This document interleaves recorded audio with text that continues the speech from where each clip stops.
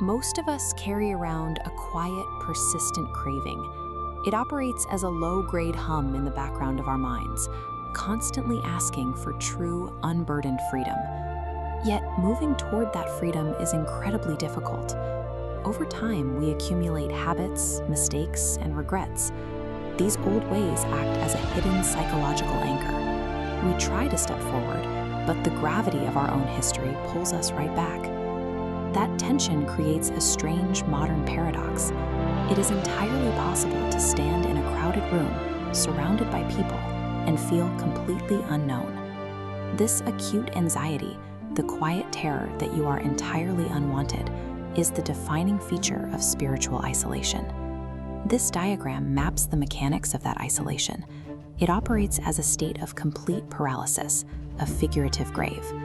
Isolation fuels fear, and that fear makes us retreat further, deepening the isolation into a closed, descending spiral. When we try to fix our past mistakes using those exact same old ways, working harder, hiding our flaws, or pushing people away, we only accelerate the descent. The loop tightens. Because the system feeds on itself, it locks us in. Without an external force to disrupt the pattern, the cycle remains permanently closed off from any real growth.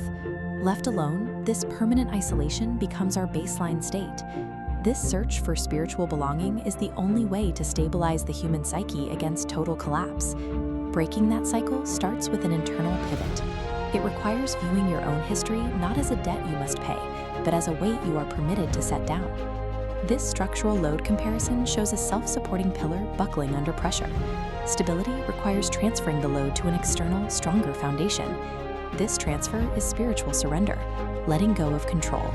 The crushing anxiety dissipates as the new foundation holds the weight. Surrender clears the internal space needed to receive divine grace.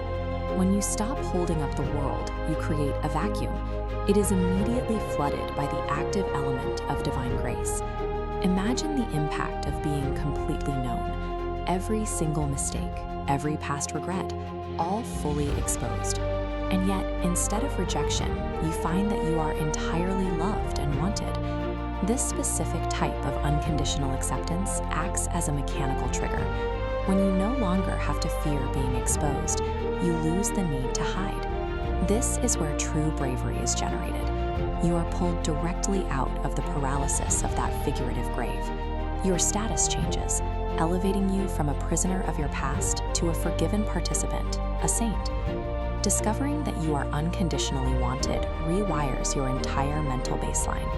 Fear is systematically replaced with courage, making you fully equipped to turn outward and re-enter the modern world. The bravery found in surrender creates a new capacity. Having been freed from the weight of your own past, you finally have the strength to carry something for someone else, the communion of endless grace. This network map visualizes the family. It is an interdependent system of parts linking together. Membership requires participation. You become the family the network needs.